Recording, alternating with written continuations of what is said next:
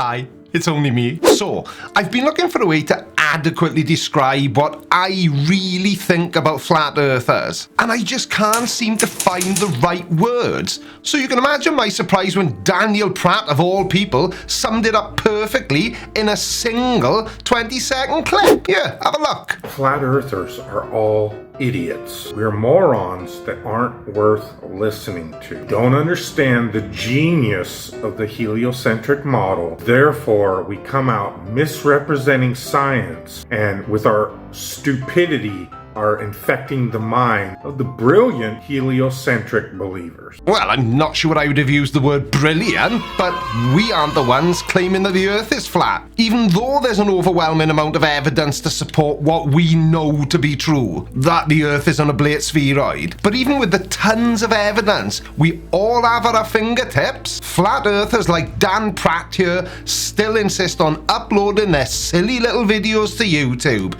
claiming that every scientist from every scientific field of study are getting it all wrong at exactly the same time for exactly the same reasons, even though they are all independently studying the same things for their own fields of science and coming to the same conclusions, that the Earth is demonstrably a globe. So let's try and have a little bit of hope that in today's video, a flat earther may actually get something right for once. Please subscribe. Okay, can we test that theory of yours? Right, first of all, it isn't a theory, because the Earth being a globe isn't just a supposition or a system of ideas. It's easily demonstrated that there are so many things that just would not work if the Earth was any other shape. For example, on a spherical Earth, gravity tugs equally on objects. Gravity tugs equally on objects no matter where in the world they are.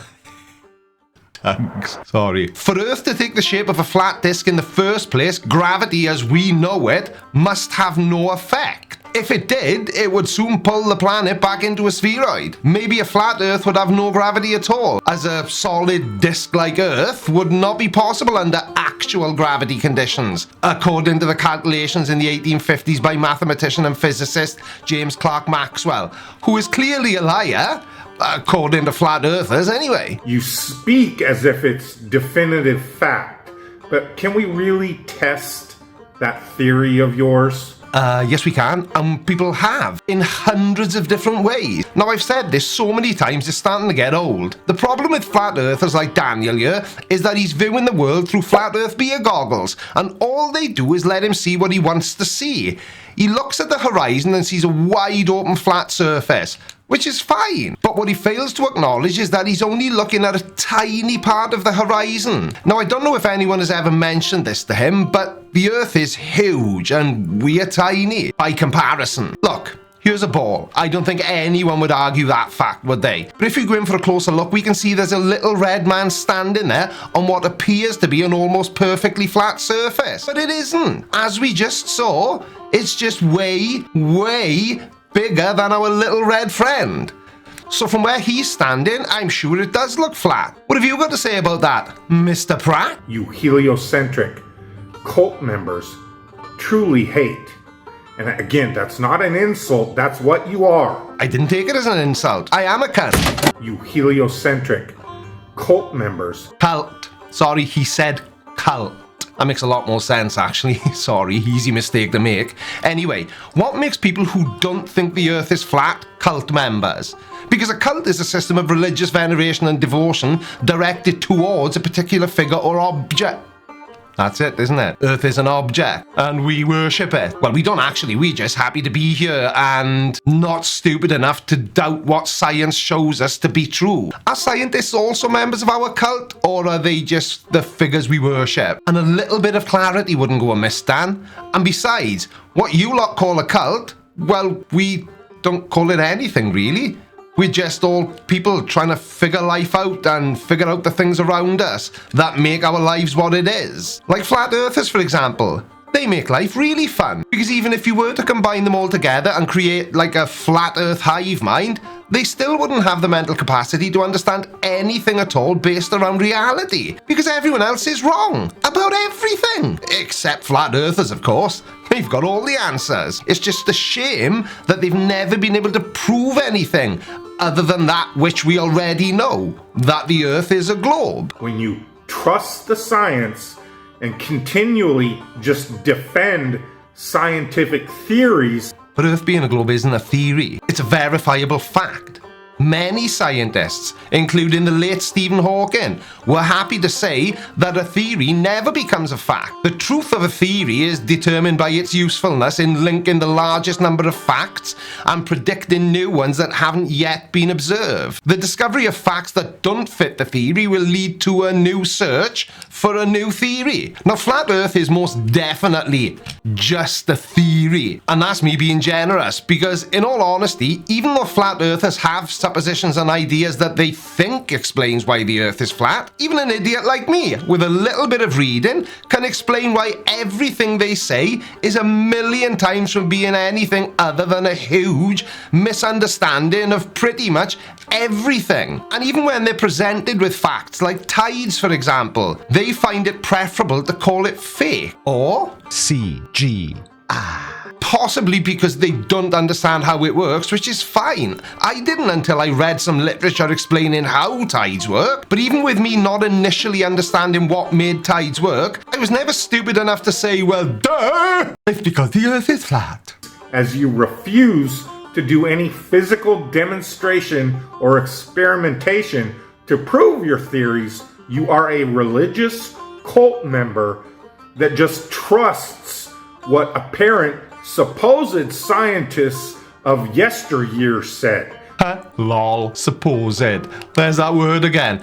Why are they all supposed scientists, Dan? Because you either won't accept what they say and the experiments that they showed us, or that you're just too stupid to be able to make any sense of it. So therefore, Earth is flat. Duh! That really isn't how any of this works, Dan. And it's always interested me that flat earthers seem to have this huge mistrust of science and always claim that it's wrong when it goes against everything they believe, of course. And yet you literally never see anyone from that side of the argument do anything close to being considered a scientific experiment. Well, sorry, that's not technically true, is it? We all know that Bob Knobhead and Jism have done as much to demonstrate to people that the Earth is a globe as anyone, in fairness to them. And the reason we don't really go for the whole doing an experiment thing to prove flat earthers wrong approach is because we don't need to anymore. That ship sailed a long time ago, right over the horizon, disappearing from the bottom up. So why would we carry on wasting valuable resources trying to prove something to be true that we did in the 5th century BC? Now, seeing as people like Dan are such huge fans of science, why aren't they out there trying to come up with ways of showing us that the Earth is flat? Or is it that they've given up? Because every time they've tried to, the results came back the same. Earth isn't flat. Mass doesn't attract mass. Don't put that crap on me. That's not what I'm saying, but you continually insist on representing it that way. Oh look, I'm no physicist, I've never claimed to be, and these are not my words, but force exists between all objects with mass. An object with mass attracts another object with mass. The magnitude of the force is directly proportional to the masses of the two objects and inversely proportional to the square of the distance between the two objects. Now, like I said, I'm no physicist, but that sure does sound to me like two objects that have mass would be attracted to each other. Don't ask me why though, I haven't got a clue. But that's fine, because neither has all of physics. And there's another difference. We are quite happy to admit that we don't have all the answers, which is probably really frustrating for flat earthers, because they don't have any. Physics doesn't answer the question why, because it's a discipline that ultimately describes with mathematical models what is observed in nature. And no, flat earthers, that is not your gotcha moment. All that is some good old-fashioned honesty. You should try it. So, let's put your theory to the test that flat earthers are all stupid retards that shouldn't be listened to. Well, that sounds like a really good plan to me.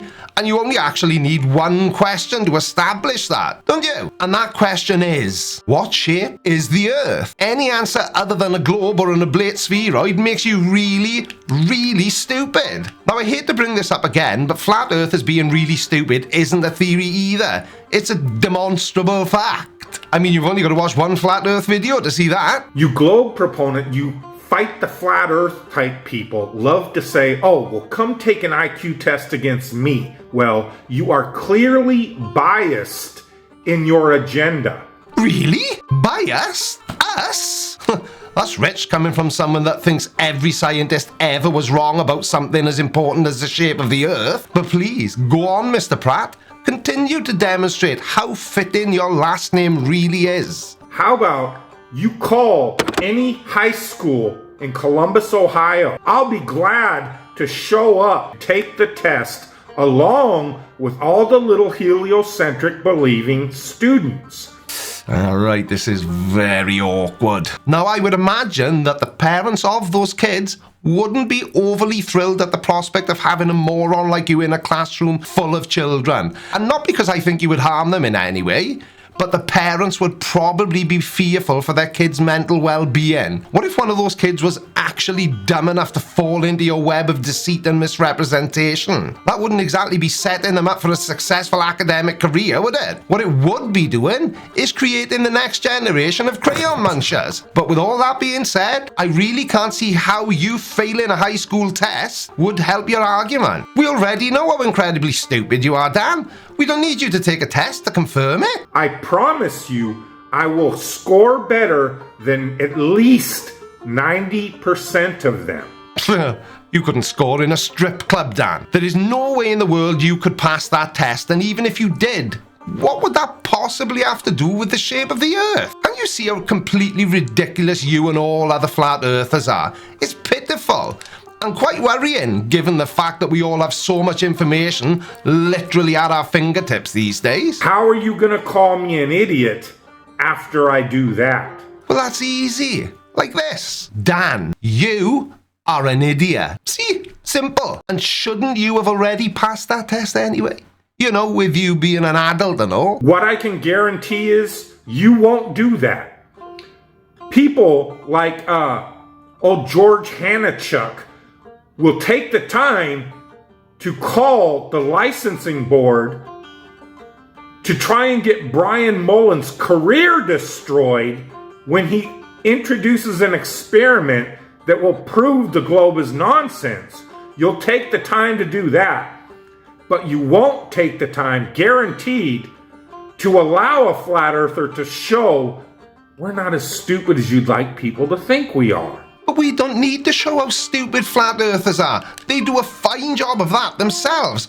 All we're trying to do here is make people laugh. Now, I will admit that we laugh at you and not with you, but that's your fault for publicly claiming that the Earth is flat, isn't it, brains? And I have no idea who those other two people are. 3 hours later. No, can't find anything out about the woodchuck guy or how much wood he can chuck. And Brian Mullen, the ice hockey player? Unless, of course, he's in charge of the ice wall. I have no idea what link he's got to flat Earth. And you're making less sense than you usually do, which is saying a lot. Anyway, moving on. I wonder why that is. Because you're simply propagandists defending lies. What I know is the truth needs no defense. And if you, the true science deniers, ever actually tried to do science to prove your globe, well, you know what would happen. Do you know something, Dan? I'm going to give you this one. Yes, we do know what would happen. And in an attempt to be as honest as possible, let's take a look at two completely independent science experiments carried out by normal, everyday people to establish the shape of the Earth and see what they found for themselves. Enrique, how high is your light? 17 feet. I mean, it's as, we don't see you, Enrique. Lift up your light way above your head. Interesting. A 15-degree-per-hour drift. And there we go. No scientists, just two average everyday guys who happen to be flat earthers showing us experimentation that the Earth is in fact exactly what we would expect it to be. A globe. Thanks, Bob, and you as well, Jism. It would disprove it, and the flat earthers would be proven right. And you are terrified that that's what will happen in the end. What? Are I literally just showed you two different people doing exactly what you said nobody ever does. And they both established that we're right and that the Earth is a globe. What more do you need? It must be for a reason. Maybe it's because the globe was created to get people to think they're a happy accident, inconsequential, and not here for a reason. God. Oh, Daniel, please don't go all Father Ted on us. Leave religion out of it for once. It really doesn't help anyway. In other words, you want to continue to deny God because for whatever reason, you can't stand him. And there we have it. Dan. I will say this very slowly so you can understand. God is not real. Until, of course, somebody can prove otherwise. And the Bible doesn't say that the Earth is flat. Dan, when you say these sorts of things, all you are doing is further demonstrating that you know deep down that every word that comes out of your pie hole is complete garbage. And somebody that uses a dusty old storybook to try and prove anything is a complete spanner. And not even a useful spanner. I mean one of those old rusty ones that you forgot fell down the back of your tool chest in 1987. You know, that sort of spanner. I suspect that reason is because in one way or another you've been persecuted or something horrible in your life has happened and you blame God for it. Well, it's funny you should mention that, and I'm sure we will get to why. But why the hell would I go blaming something or someone that doesn't exist for anything? That's like blaming Roger Rabbit that my wife didn't cook dinner last night. That's the living hell we're in. Ah, right, okay, yeah, I was rather disappointed, but I just made something to eat myself, no big deal. Why are we focusing on my wife not cooking me dinner last night? Because this world, at the moment, is ruled by the enemy, Satan, the devil, however you want to call it. Well, I thought you were going to name a politician or something like that. But okay, the world is run by something or someone who also can't be proven and was probably just made up as a tool by religious people as a way of keeping you godly types in line. So, if you're truly about science, and I don't expect you are, because you've proven for 8 years straight. Ha! Danu, I've only been on YouTube for 3 years, so I can't have been doing anything on you for 8 years, can I? Now there's my got you moment, and boy does it feel good. Put me in a room with 99 red balloons? heliocentric believers out there, and I'll beat the overwhelming majority of them in an academic test. So there we have it, another video. Another complete moron thinking that he's right and the entire science community is wrong. Anyway, thanks for watching the video. Your support means absolutely everything to me. If you haven't subscribed, do it right now, because it seems that only about 60% of you are subscribed, and it helps tell YouTube that my videos are worth showing to other people if you do subscribe and smash like. Now, in case you didn't know, there are 2 new videos on my channel every week, and if you want more Creaky, you can head over to the There We Are Then channel, which is my second channel where I host a podcast every other week, which is available on Spotify and YouTube. And on that note, there's only really one thing left to say. Love you, bye. Alright, watch this next. But before you do, make sure you subscribe. By order of the Creaky Blinder.